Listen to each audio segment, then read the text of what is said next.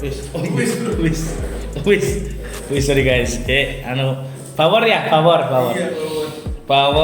Powernya panggilan sing ya dibilang kecelakaan tapi pemberian gue janis Kang Pak Husen waktu itu ada event bareng sama beliau tahun berapa ya 2014-2015 kalau nggak salah. Nah di situ Pak Husen minta saya buat didandani lah cosplay jadi Power. Nah, Mas Keboy kayak masih lemu gitu. Akhirnya didandani Power dan dipanggil Power sampai sekarang gitu. Dulu sampai bikin account Instagram namanya si Power. Bahkan Facebook saya pun sampai sekarang masih namanya si Power gitu.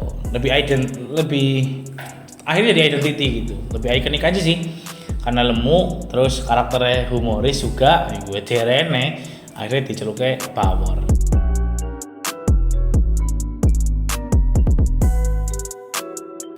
Yang aku lakuin ya Ben, aku lakuin di sepanjang aku di Purwokerto sih, kontribusi bareng teman-teman juga di sini. 2009 saya mulai aktif di Purwokerto karena kuliah. Cuma mulai aktif di sosmed 2013 dari Power itu. Terus bikin account Instagram namanya Info Purwokerto yang tidak sengaja juga waktu itu. Ternyata itu akun punya saya setelah saya parkir di 2012. 2014 baru mulai aktif, 2016 baru mulai benar-benar intens dan mendapatkan beberapa ikan masuk, ada monetize lah dari situ. Kecil-kecil mulai dari 50.000 per feed dan segala macam, kolaborasi event bareng teman-teman di Purwokerto.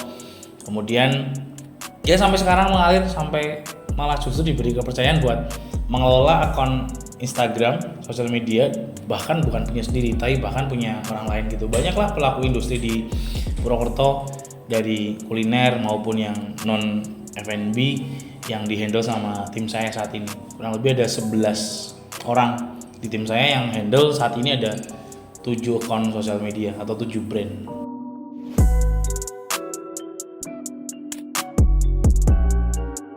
Kopi susu Bawor nih.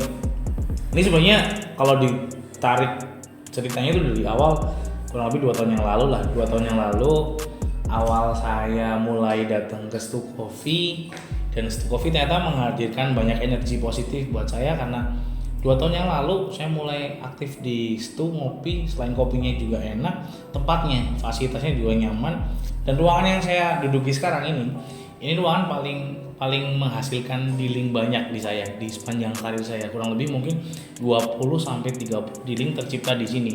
Jadi memang fasilitasnya, energi yang dihasilkan Stu di ruangan ini bikin saya juga lebih atraktif. Energi saya juga daerahnya muncul semakin menggelora lah, semakin liar, ide-ide brilian saya juga semakin liar di sini. Jadi 2 tahun yang lalu, terus kemarin belum lama ngobrol-ngobrol apa sih yang bisa saya berikan juga. Beberapa kali saya ngobrol sama Mas Bayu dan Pak Thomas juga dan Mas Bini juga, ayo apa yang bisa saya berikan. Kebetulan disambut juga karena memang Stu pengen bikin sebuah produk baru cuma dengan penamaan yang saya banget katanya, karena memang sering dipanggil Bawor biar lebih ikonik ya, identitasnya ya udah saya aja. Akhirnya terciptalah kopi susu Bawor. Sebenarnya bukan soal penamaan kopi susu Bawor itu sih, lebih ke rasanya sih, karena emang ini jujur memang bukan kopi dengan sense popcorn pertama yang saya coba, tapi memang ini ada nomor satunya. Jadi memang kopi itu biar digabung dengan popcorn, saya tambahkan karamel. Jadi kopi, susu, plus karamel, plus popcorn. Karena emang popcorn kan nggak selalu mulus ya, kadang ada yang overburn gitu. Jadi akhirnya dengan karamel yang bikin aman nih. Dan rasanya emang ini luar biasa, perlu dicoba banget gitu loh. Dan kita cuma produksi 2000 cup. Setelah itu kita nggak ngerti nih dari situ masih ada produk ini atau enggak. Jadi sebelum produk ini tidak dilanjut atau dilanjut, cobain dulu aja karena emang rasanya nyelekamin Nepal. Nah, bahas soal kolaborasi itu tadi, sebenarnya kolaborasi itu memang saya rasakan paling solusi sih di kala pandemi sekarang yang kita hadapi. Sepanjang 2020 itu kita mengalami banyak hal nih. Banyak sektor usaha yang mulai turun secara finansial, revenue turun di sana sini. Bahkan ada beberapa tempat yang terpaksa, dalam tanda kutip terpaksa merumahkan sebagian SDM yang mereka punya. Itu kan sebuah kabar yang tidak menyenangkan buat semua orang sebenarnya, ketika kita hanya berharap dari satu itu, kita hanya menumpu dari hal yang kita dapatkan di situ, sementara kita semacam dipaksa harus tidak mendapatkan penghasilan. Nah, saatnya waktu itu kolaborasi menjadi kunci, jadi solusi. Beberapa teman-teman di industri F&B terutama yang mengkolaborasikan dengan hal-hal online, kemudian ada yang kolaborasi dengan ojol untuk fasilitas delivery order di awal-awal tahun.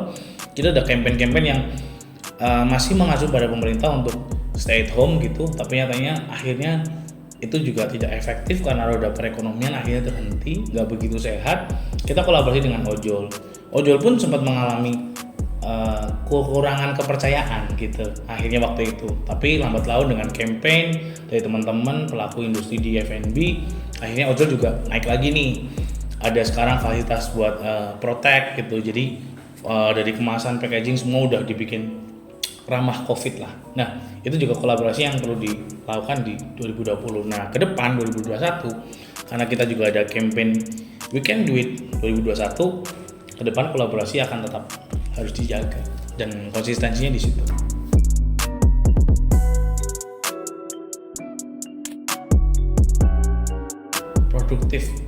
Produktif itu bukan soal gimana sih.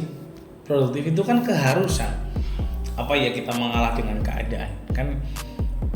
Zaman sekarang, manusia zaman sekarang, pemikir zaman sekarang, kolaborator zaman sekarang itu kan memang tidak seharusnya menyerah dengan keadaan. Jadi memang kita sendiri yang harus improve bagaimana meningkatkan kemauan kita, terus kreativitas kita, produktivitas kita. Jadi supaya tetap produktif, bagi saya emang sebuah keharusan gitu loh. Orang Jawa ngomong, "Bok, orang ongkek orang nyekek," kayak gitu. Kalau kita nggak bekerja ya parteng madang.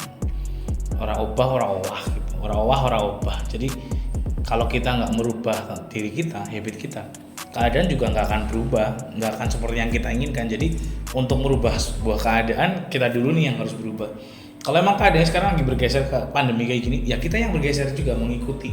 Bagaimana zaman bisa ditaklukkan, katakanlah pandemi ini ditaklukkan supaya kita tetap stay produktif dengan habit yang baru gitu loh. Perlakuan yang baru, perilaku yang baru.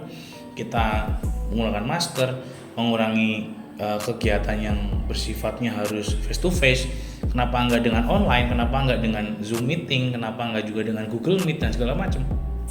Banyak ruang-ruang kok yang mungkin bisa kita isi, karena ketika mendatangkan kerumunan itu tidak menjadi simpati, mungkin online bisa menjadi solusi gitu. Itu sih Ben.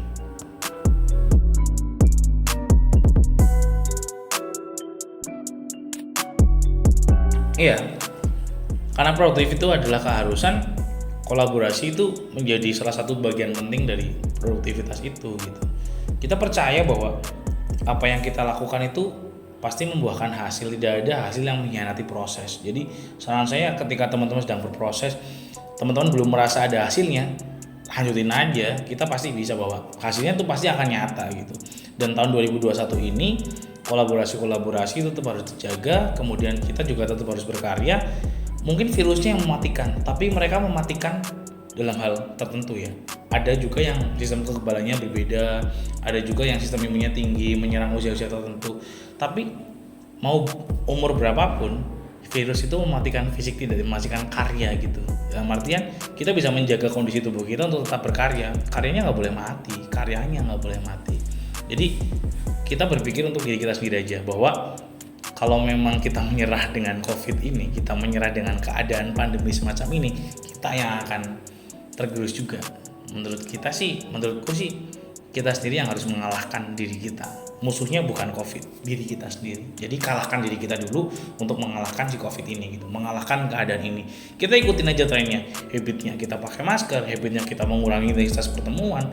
Ya sayangnya juga kita harus berkarya dengan hal-hal yang dengan keterbatasan ini, tapi tetap berkarya gitu. Inovasi, improve everyday, apapun lah, lakuin. Percobaan-percobaan, jangan menyerah dengan kegagalan mungkin ke 400, nyatanya bisa berhasil di percobaan ke 500.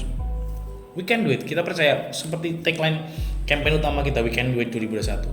We Can Do It 2021. Mungkin kita akan mencapai impian kita yang mungkin terhalang di 2020, kita akan capai di 2021. Gitu sih. Oke. Ini bukan sekedar produk, ini bukan sekedar rasa dari produknya, tapi ini wujud dari kolaborasi. Ini adalah wujud dari tidak menyerah. Ini bukan produk untuk makanan dan minuman. Ini adalah wujud kolaborasi untuk tidak menyerah. We can do it 2021. Terima kasih untuk yang sudah konsumsi. Kita cuma batasi 2000 cup. Terima kasih sudah membeli kopi Sus Bauer. We can do it 2021.